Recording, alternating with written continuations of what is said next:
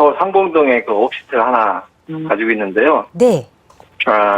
이거를 매도를 해야 될지 보유를 해야 될지 이게 좀 궁금해가지고 네. 전화드렸습니다. 혹시 오피스텔 이름이나 주소 알고 계세요? 예, 이름은 남해드 오피스텔로 되어 있습니다. 남해드 오피스텔이요. 남해드, 예. 남해드 오피스텔. 이거를 지금 월세 받고 계신가요? 전세로. 전세를 놓으셨고, 주택은 이거 외에 하나 더 있으시고요. 예, 제가 자가로 살고 있는 남양주에. 남양주에 자가주택 하나에 지금 전세로 투자로 갭 투자로 지금 오피스텔을 하나 가지고 계시고, 그래서 예. 이거 오피스텔을 어떻게 하면 좋을지 한번 향후 전망 이야기 나눠볼게요. 대표님 예. 인사부터 나눠보세요. 네, 안녕하세요. 예, 안녕하세요. 반갑습니다. 네. 우선, 네. 이 오피스텔이 규모부터 좀 봅시다. 크기가 어느 정도 돼요? 크기는 원룸으로요. 실평 원- 한 4평 정도 되거든요. 4평요? 4평에 5평 정도, 예. 4에서 5평. 그러면 이게 지어진 지는 몇 년이나 됐어요? 지어진 지 제가 중간에 한 번 산 건데 2007년도에 그걸 2007년도에. 예, 예. 자, 이거는 제 생각에는 매도를 하시는 게 맞는데요. 예. 규모는 총 세대수는요? 세대수는요? 세대수는 한 40가구 정도 됩니다. 40년. 이걸 네. 제 왜 매도를 해라라고 얘기하는 걸 제가 들어보세요. 예. 첫째, 우리가 많은 뉴스를 통해서 혼자 사는 사람, 둘 사는 사람, 특히 사회 초년생을 중심으로 1, 2인 가구가 엄청나게 늘어나고 있다는 사실은 들어봐서 알죠. 예. 이게 1960년대만 하더라도 약 한 14% 뭐 이 정도밖에 안 됐대요. 네. 지금 몇 퍼센트냐면 63%예요. 네네. 전국이. 현재 서울은 이거보다 더 높겠죠. 예. 왜냐하면 매년 20세만 되면 서울로 다 몰려오니까, 그죠? 예. 그 많은 학생, 그 많은 재수생, 그 많은 공무원 준비생, 그 많은 직업훈련원생, 20살만 되면 다 몰려오잖아요. 예. 그러니까 젊은 사람들이 서울 중심으로 몰려오니까 네. 서울에서는 1, 2인 가구가 들어갈 수 있는 주택, 초소형 주택, 초소형 주택이 많이 필요하죠. 예. 그래서 특히나 아파트 가격이 올라감으로 인해서 2008년 금융위기 이전에도 2000년대 들어오면서 많이 올랐거든요. 노무현 네. 정부 때. 네. 그래서 그때만 하더라도 우리 젊은 층들이 아파트 사기가 버거워졌어요. 그때부터. 예. 그랬었기 때문에 결혼 문제도 있고 국가적으로 보면 아기 문제도 있으니까 빨리 작은 집을 많이 공급해야 될 필요가 생긴 거예요. 예. 그래서 지금부터 약 14년 전에 도시형 생활주택이라는 것을 만들어요. 국가가. 네. 이 도시형 생활주택이 바로 초소형 주택을 공급하기 위한 법이에요. 네. 그런데 이걸 만들었는데 이걸 만들어내도 초창기에 이제 우리가 소위 말해서 빌라라고 표현도 하는데 도시형 생활이 이걸로는 도저히 늘어나는 수요를 현재 있는 수요를 감당이 안 되는 거예요. 네. 그러니까 1년에 전세가가 거의 2천만 원 정도씩 올랐어요. 1년에. 네. 이게. 그러니까 너무 올라가니까 국가 입장에서는 야, 이거 도시형 생활주택이라는 것은 상업지역을 벗어나서 주거지역인데 주거지역에서도 여기서 10분 이상 가버리면 또 사람들은 싫어하고 그러니까 그게 들어올 수 있는 범위가 한정이 돼 있단 말이에요. 예를 들어서 상봉 여기다 하면 대충 이렇게 동그라미 이렇게 치면은 예를 들어서 여기까지가 한 8, 9분 된다. 되지도 않지만 이런 범주가 아니고는 들어오기가 힘든 거죠. 그럼 이런 범주 내에서도 땅이 딱 거기에 들어올 만한 땅이라 해야 되는 거예요. 여기에 땅들이. 밑에 있는 이런 땅들은 들어오기가 힘들어요. 건물이. 그러니까 거기에 구성에 맞는 땅이 찾기가 쉽지가 않잖아요. 네. 그러니까 공급이 늘리고 싶어도 공급이 못 따라주는 거예요. 그래서 네. 국가가 지금부터 약 한 7, 8년 전에, 7년 전에 오피스텔이라는 게 있어요. 네. 이 오피스텔을 주택으로 사용할 수 있게끔 허락을 해줘요. 물론 주택으로 쓰면 주택으로 1가구 1주택은 들어가죠.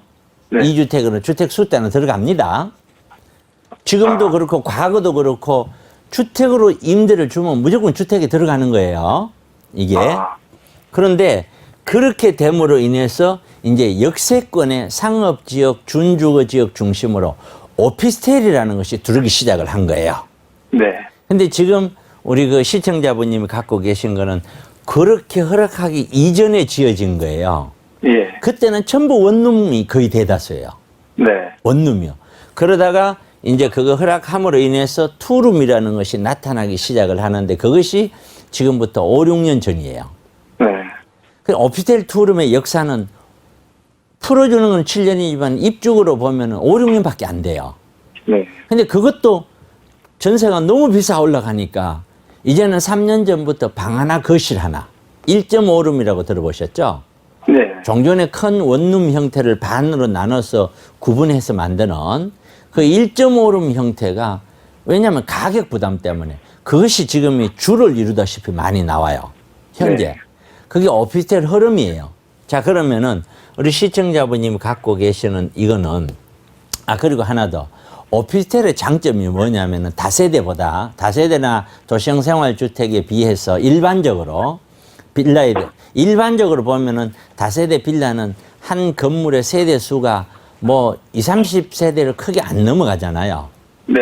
그런데 역세권에 요즘 들어오는 오피스텔들은 100세대, 200세대거든요. 100세대, 200세대가 되면은 그 건물을 관리하는 사람이 자기 인건비가 나와요. 관리비로. 네. 그러니까 건물 관리가 잘 되겠죠.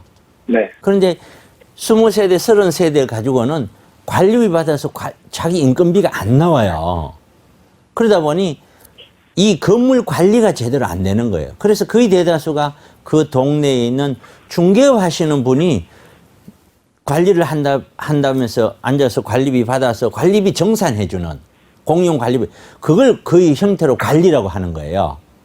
근데 그거하고 대단히 오피스텔 관리하고는 좀 다르겠죠?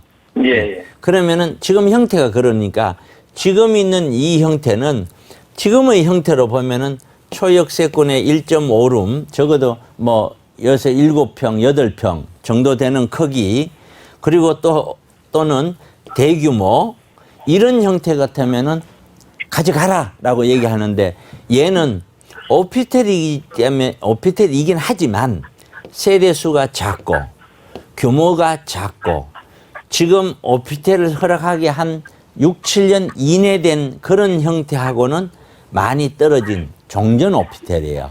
이거는 그냥 빌라 원룸하고 차이가 없어요. 예. 이런 형태는 가져가시면 안 돼요. 예. 이건 정리를 하셔야 돼요. 그럼 한 가지만 더 여쭤보면. 네. 제가 구입할 때, 질 때부터 이 용도가 업무용 시설로 되어 있는데, 네. 그러면 지금 매도를 했을 경우에 이게 주택으로 되는 건가요? 자, 매도 시에 네. 궁금한 거는 양도소득세가 궁금하는 거잖아요. 예, 예, 예. 자, 우리 법은 이렇게 돼 있어요. 네. 양도소득세를 계산할 때 자기가 갖고 있는 게 오피스텔을 갖고 있던 창고를 갖고 있던 뭘로 갖고 있는지 태어나는 거는 중요한 게 아니에요. 예. 사용을 뭘로 하고 있냐가 중요해요. 지금 현재 어떻게 사용하고 그렇죠. 있는지. 이걸 네. 주택으로 사용하고 있다? 그런데 우리 시청자분이 집이 하나가 있다? 그럼 네. 이게 1가구 2주택이에요. 근데 그런 경우는 네. 이 집을 팔 때 문제가 되잖아요. 예, 예. 그런 경우는 그런 걸 없애려면은 네. 이거 같은 경우에는 일단 주택으로 되어 있는 걸 네.